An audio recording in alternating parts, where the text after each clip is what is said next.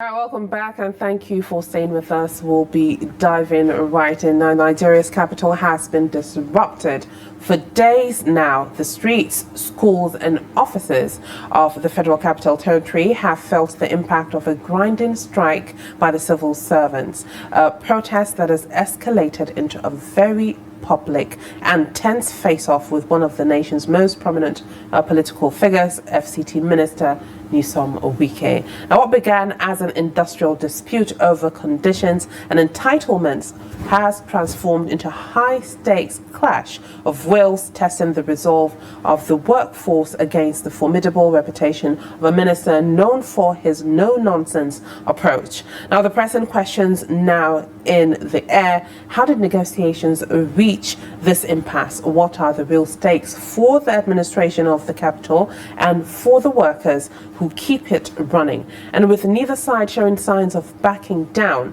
where does the confrontation go from here? Now, this morning we'll be analysing the demands on the table, the minister's response and the broader implications for labour relations and governance in the FCT. Now, to help us unpack these very questions, we're joined this morning by Benson Upah, Acting General Secretary of the Nigeria Labour Congress. Mr. Upah, welcome and thank you for joining us right here on Daybreak.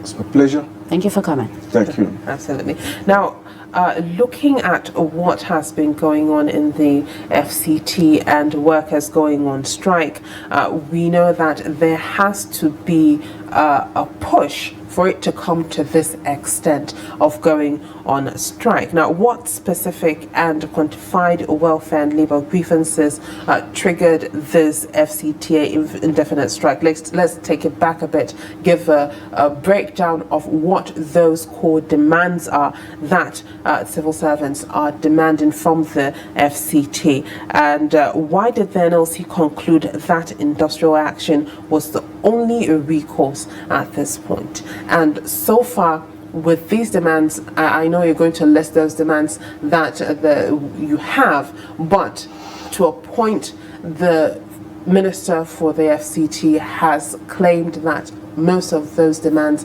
have been met. So could you give us a brief of what those demands are, and is it going to be in contradiction to what the Minister said have been fulfilled? Thank you very much for your battery of questions. Before I go to the substantive issues, let me make clear this statement. We have no personal issues with the Honorable Minister of FCT.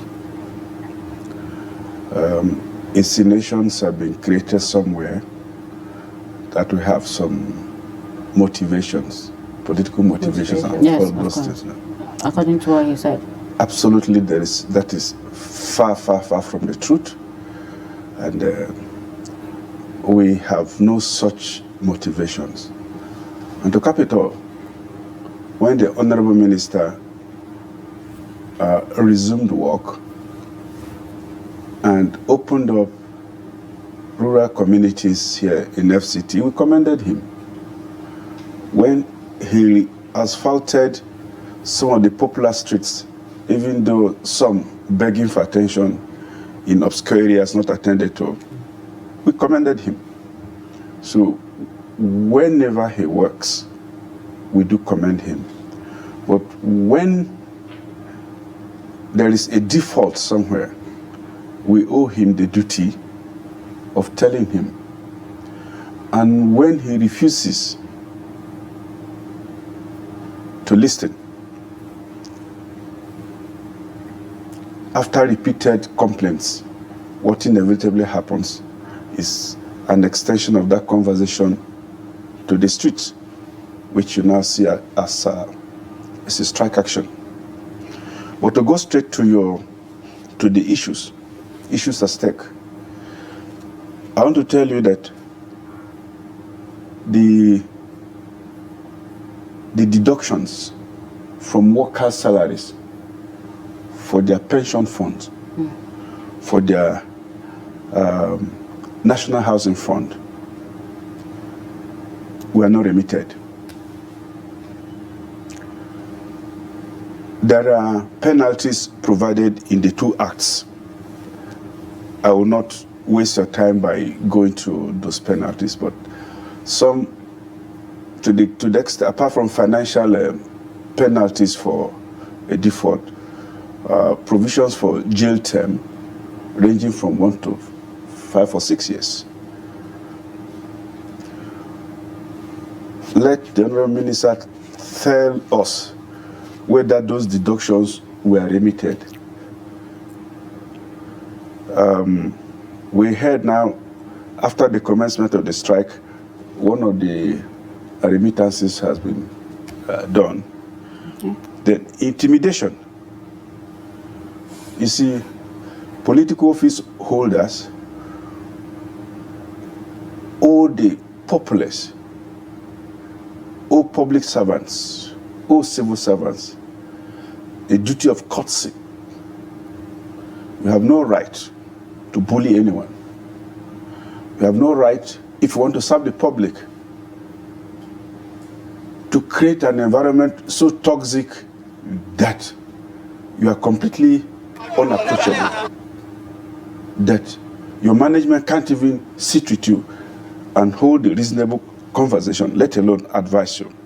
So we have instances of unacceptable intimidation. And then illegal elongation of careers. We know the terminal date for each and every one of us. Some services is 60 years, some 35 years of service. So you're saying there's an extension of retirement? Retirement. So when particularly a certain category of workers, when they reach their career, statutory career band, he would elongate without due process. Then non-payment of wage award. You remember workers were awarded wages pending the finalization of the national minimum wage. Okay? Out of the 5 months, he paid only one. Go and check the records. Promotion issues. Stagnation. And when a computer-based test was done recently, there were glitches. The computers malfunctioned. And yet, they said that exam should be validated. And workers felt shortchanged and said, no, review this. Take a look at it. Secondly, another point is centralization of pay points. A centralization of pay points has created distortions, irregularities, confusion, leading to non-payment of some workers. As I speak with you, some workers are yet to get their December salary.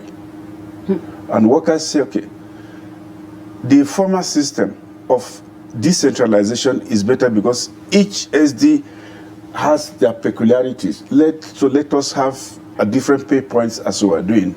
Now, when it comes to salaries, sorry, I'd like to get a clarification. You said the wage arrears have not been paid, just 1 month has been paid. Yes. But when it comes to minimum wage implementation, has it been implemented in the Federal Capital Territory yet? No, you should let me finish my, I want to respond to your primary question. All right. Good. So, because of the centralization of the pay point, as I said earlier, there have been issues. And now, infrequent training, the capacity of the civil service, public service, needs to be strengthened from time to time for the benefit of all of us. Training has been short in coming. You would have noticed a squad.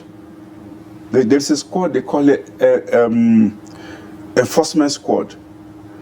These are the people that get people, hawkers off the street. and all of that. Make the streets feel safe. Operation Sweep. Yes. So they have not been paid for 1 year. And AEPB is the reason why you see garbage all over the street, leaking pipe sewage and all of that. They have not been paid for 5 months. The people, the people that sweep the streets, the environmental AEPB, and the one that clears the beaches. Yes. Okay. Have you noticed? Go drive through Abuja streets now. You will notice that it's dirty. This is not the city we used to know. You don't see them on the streets right now, most of them. See garbage all over the place, turning this into one huge shanty town. Okay. And no release of overheads to those who run those heads. And so there is a system paralysis. And because of that, certain activities that should make the city work, those activities are grounded. And some of these grounded activities, you will notice blocked master canals, manholes removed, and whatever. Then, aside from that, you recall there was a time there was no water without warning. That was because the Abuja Water Board? Oh yes, Abuja Water Board. Issues. Serious issues around the water board that the minister's attention was drawn to, and he did nothing about it. And you know the consequences. This could lead to epidemic. The workers also complained about decisions that have led to the killing of Department of Tourism. Right. The department is marginalized, does not even operate as a tour, yet quite a number of countries live on tourism. And Abuja actually held good promise when it was evolving. Look at the rolling hills, look at the scenic valleys, the skies and everything. Now there is nothing happening. The arts and culture department, whatever it's called, could not even go for the national festival last year. So we have water treatment issues. In fact, we have another serious issue apart from this. The green areas have been taken over. Go to opposite area 3. The little lorry, whatever. In fact, they're building one structure there, slanting. In fact, somebody says it's a magistrate court. I've not been able to do. So those green areas were created for a purpose, and I'm going to enumerate them today among them. Quite a number of them in valley areas, and sewage pipes are laid through them for passage of sewage without pumping. You don't have to pump for the sewage to flow. Then the plants, the grass and trees generate oxygen for us and to help temper the carbon dioxide generated by automobiles. Aside from that, green areas provide opportunities in the event of epidemic, in the event of major fires. Those are areas that people can be evacuated to. But today, they have been taken over. Any small space has become a car dealer shop. All the way from Cuba, all the way to any small space, even Kado here, by the big roundabout. So there is the conscious degradation of this city that we used to call the pride of the nation. So, and I can keep on going on. So the dump sites collapsing dump sites, and those ones that are not collapsing being given to people to build estates on. Now, Mr. Upah, So these are grievous offences. Much time. I believe you've mentioned more than 10 demands that you have here. Now, looking at all these demands so far, I believe you just mentioned one that has so far been fulfilled when it comes to the remittance of pension, right? Yes. That is so far what has been after done. this protest began. Absolutely, after the protest, yes. Absolutely. Now, we've seen that the National Industrial Court ordered that parties should suspend the strike on the 27th of January. Now, with that, we've seen some workers have gone back to work, according to some reports, and some workers are still on this strike. Now, what is the way forward? I believe there's an appeal that has happened so far. So what is happening at this point, and what is the way forward? First and foremost, you must have read our statement on the interlocutory injunction. We were critical of the ruling of the court, and that he took a long adjournment. In industrial relations matters, long adjournments are not allowed. They are not. Then as much as possible, people don't go for them. Judges don't go for them. Is it because of the urgency of? Yeah, because of the urgency, and because it's a peculiar court. It is actually a court dedicated to worker-employer issues, work relations issues, not the regular court that you could even take an adjournment for 1 year, whatever. But this one is now something, yes. And then you take more than a month, if 2 months, taking two months plus, and then you fail to give an injunctive relief to the workers. You say you should go back or whatever, and you've not told the minister, in the interim, pay them this, do ABCD, do that. So that was a one-sided injunction, and that was the reason why we appealed against that. But in any case, that is by the way now. We have made the point that courts should, as much as possible, continue to protect the integrity. We have said as much as that. So for now, as it is, the strike is on, and may even get stronger, except, and I quote me very well, because in the coming days we'll be compelled to fold in. Okay. Now, Minister Wike has warned that no work, no pay will be strictly enforced, and he said there will be serious consequences for the civil servant that refuse to go back to work. So now, how does let me tell you. Let me land so that you can just continue. How does the NLC plan to protect workers from the financial and disciplinary consequences of this defiance? You wait for it. I want to say this. He will eat his words. Okay. Let him go ahead. So how does the NLC plan to protect the workers from the consequences? You will see us. Can you please expatiate on No, I will not give the details. I will not give. And in any case, let me tell you. Happily, you said, according to reports, that some workers have gone to this. No. What actually has happened is that the strike is very much on, but those working with the minister on intimidation, okay, the base of intimidation, we are literally compared to go to work.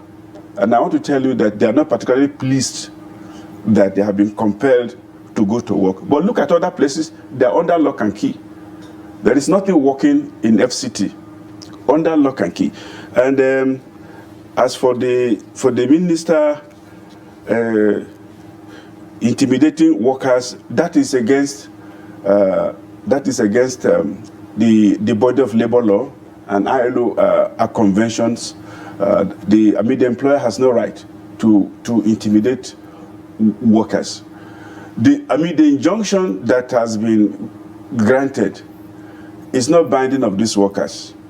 The parties that he took to court are here, and I'm here with the with the enrollment order, the parties he took to court are here. They are Rifkatu, Yotia, and Abdullahi Umar Saleh. These are the parties he took to court.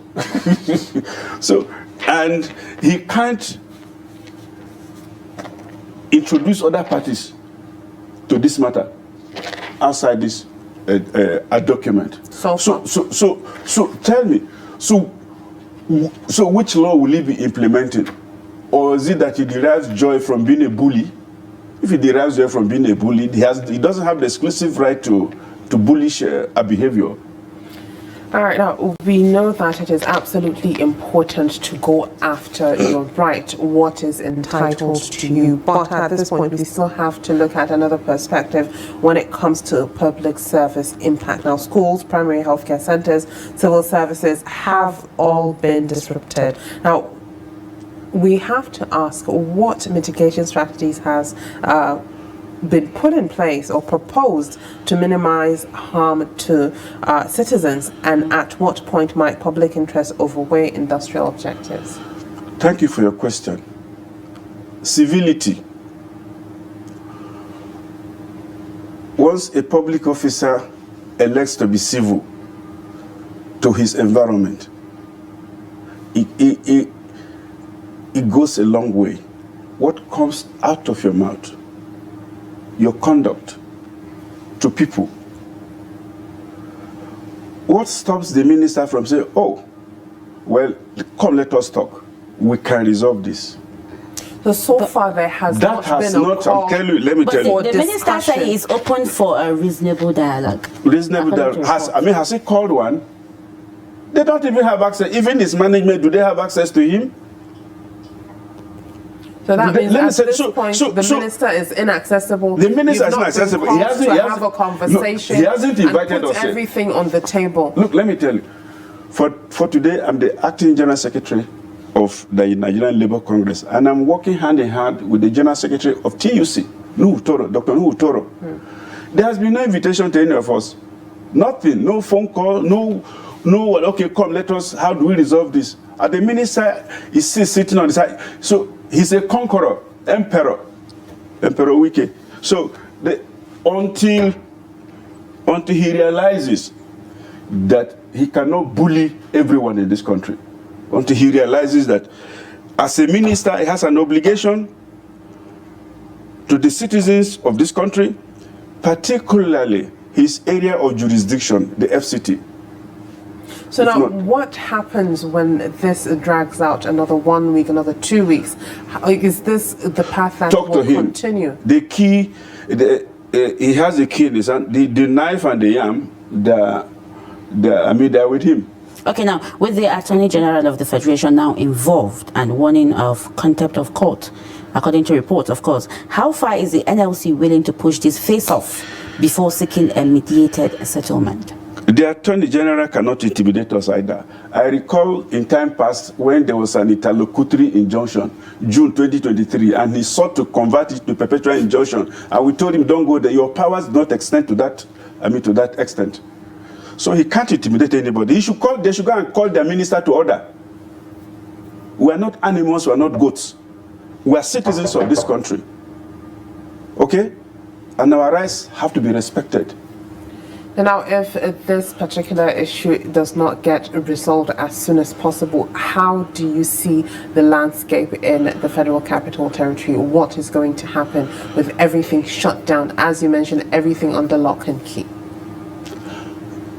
It can only get worse, except they see they need to act quickly. I say we will fold in if they don't act quickly. This is as it is now. We have not folded in. It's FCT people that are doing their thing. And if it becomes necessary, we will fold in. So now the minister's actually saying he is open to reasonable dialogue, he's open to meeting the NLC and TUC is completely false. I have just told you, look at me, I can call the General Secretary of TUC now, place it on the list for you. You remember we jointly signed a statement 2 days ago. I can forward it to you. If he had reached out to any of us, would there have been any need to sign a joint statement?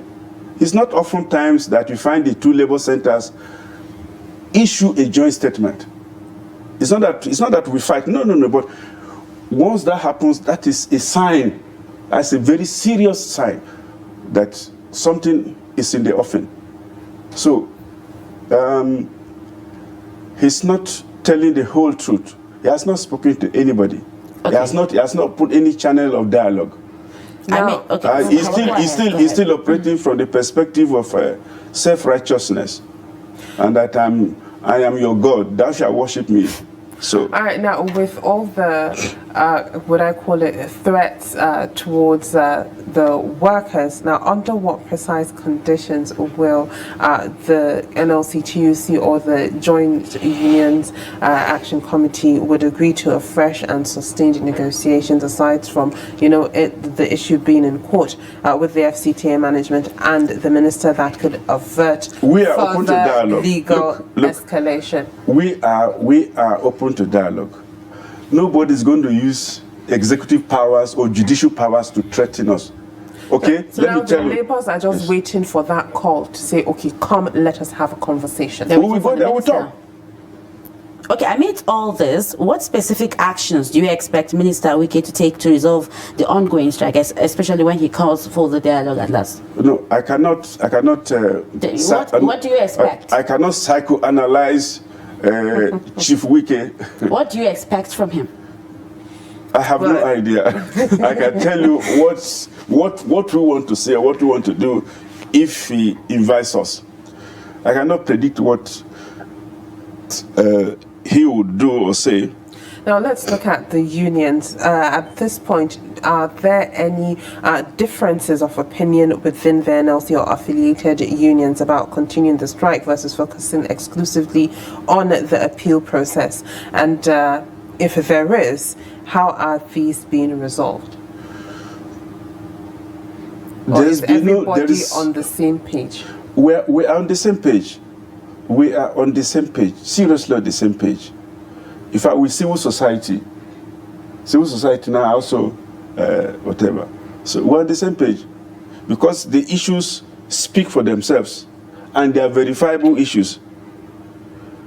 Do you notice that your city has become a slum? Ordinarily, a city like Abuja should be permanently on the path of gentrification, but we are shifting from gentrification to slumization. Okay. So now, a question earlier that I pushed to you that I don't think I've had an answer to when it comes to the list of demands, and I'm trying to understand if in the Federal Capital Territory the minimum wage has been implemented so far. I am not sure minimum wage is on the list of our demands here. So that presupposes that it must have been implemented. All right. Yes. Okay. Now we have that cleared. Yes. Okay. There's a press statement dated 28th of January 2026. It says, "Defend your rights with courage and dignity. We are with you." And there's a statement that follows right after that said, "The legal sheet protecting the Federal Capital Territory Administration, FCTA, from labor unrest has shattered." And this press statement is from the NLC and the TUC. Yeah. Can you please expand a little bit about this? That the legal what? That the legal shield protecting the Federal Capital Territory Administration, FCTA, from labor unrest has shattered is a statement that followed the press statement. Were we the ones that issued that one too? Yes, it is right here. Let me see. Okay.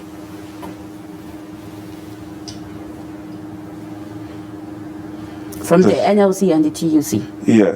Dated 28th January 2026. That I know that we do have, or which paragraph that is shattered. That's where I'm. The statement that followed right after is here. Okay, where is it? Just a minute. Yes. Because.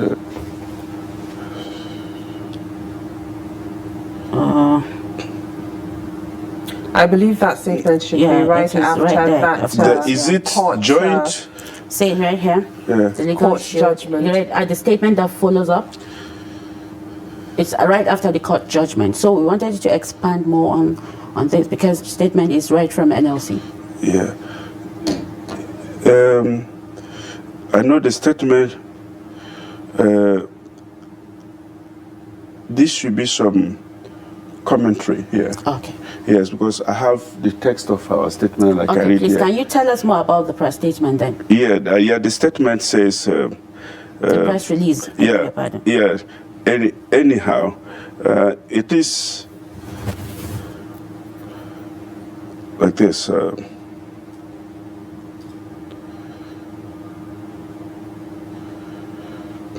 1 second.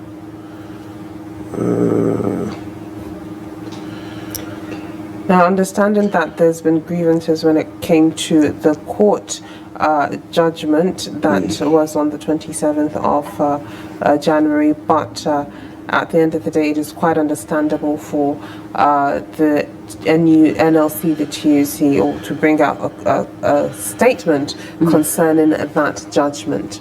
Yeah, let me read the statement that we jointly, that on the 28th of January 2026. Defend your rights with courage and dignity. We are with you. It goes, today we find it necessary, NLC TUC, to issue a joint statement of support in solidarity with the workers of Federal Capital Territory who have been sharply treated by the Minister of FCT, Mr. Wike, and rubber-stamped by an Abuja National Industrial Court in a one-sided ruling intended to break up the strike and make workers perpetual slaves. As patently skewed as the ruling was, we had thought Mr. Wike would use the window to reach out to organized labor for an amicable resolution of the issues, but they had boastfully resorted to threats against workers. The offenses committed against FCT workers are serious enough. To add intimidation, insults, and harassment to the menu is something we cannot watch from the sidelines. Workers cannot be made slaves in their country. We stand for the rule of law and its observance to the hilt, no matter the status of the parties to the dispute. Accordingly, we not only support the workers in this action, we urge them to maintain high morale in the face of relentless threats. Happily, Mr. Wike obtained an order of interlocutory injunction against the two individual union leaders and not against the striking trade unions. So the strike continues. Okay. Defend your rights with courage and dignity and not with fear. We use this opportunity to give unsolicited advice to the judiciary. While we commend the honest judges who have given their all in order to give hope to the weak and the poor, ensure law and order in our society, as well as see to the protection of the rights of the citizenry, we put on notice cash and carry judges who continue to constitute a smudge on the judiciary and whose conduct imperils our society, that they cannot be insulated from the consequences of the storms that they create, and they will be held accountable, if not by man, by God, for the destruction of their society or for accelerating the unraveling of their society. Finally, the strike continues until the Minister of FCT comes off his high horse and negotiates with the workers. Workers, keep fighting for your rights. It is safer to die on your feet than live on your knees.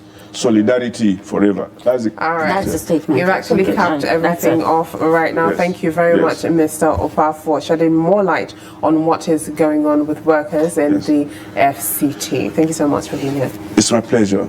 I'm honored.